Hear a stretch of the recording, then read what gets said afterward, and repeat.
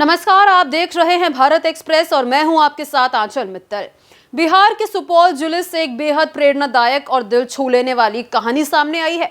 यहां एक सास ने अपनी बहू की अधूरी शिक्षा पूरी करवाने की ठान ली है। शादी के महज 3 दिन बाद ही इस सास ने बहू का स्कूल में दाखिला करवा दिया और अब उसका सपना है कि उसकी बहू एक शिक्षिका बने। ये कहानी इलाके में मिसाल बन चुकी है। तस्वीरें सुपौल जिले के छातापुर प्रखंड की है, जहां कटहरा पंचायत की रहने वाली कविता देवी ने सास बहू के रिश्ते को एक नई दिशा दे दी है। कविता देवी ने हाल ही में अपने बेटे शनि कुमार की शादी नीतू कुमारी से करवाई थी। शादी की रस्में पूरी हुए अब 3 दिन हो गए हैं, लेकिन बहू नीतू ने पढ़ाई की इच्छा जताई।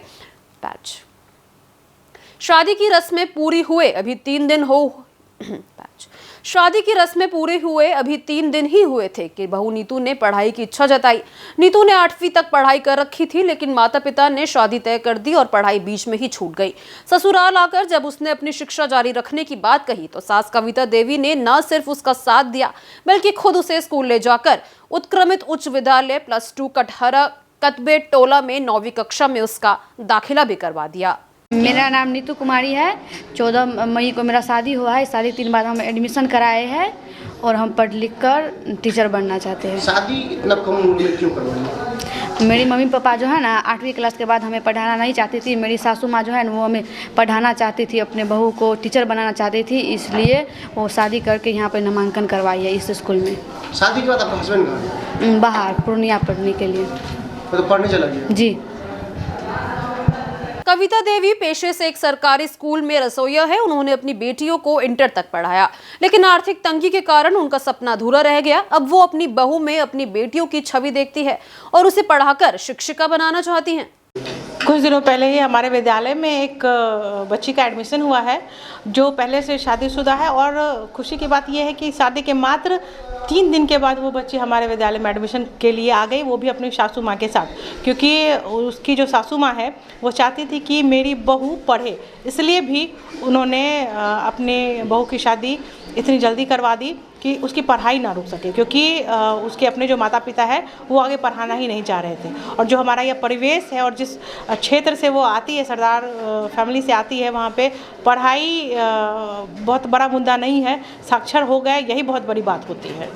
तो ये ऐसी हर्षित करने वाली घटना है जो कि हमारे शिक्षा विभाग, बिहार सरकार के लिए, हमारे इस विद्यालय के लिए, सबके लिए बहुत ही गौरवान्वित करने वाला पल है।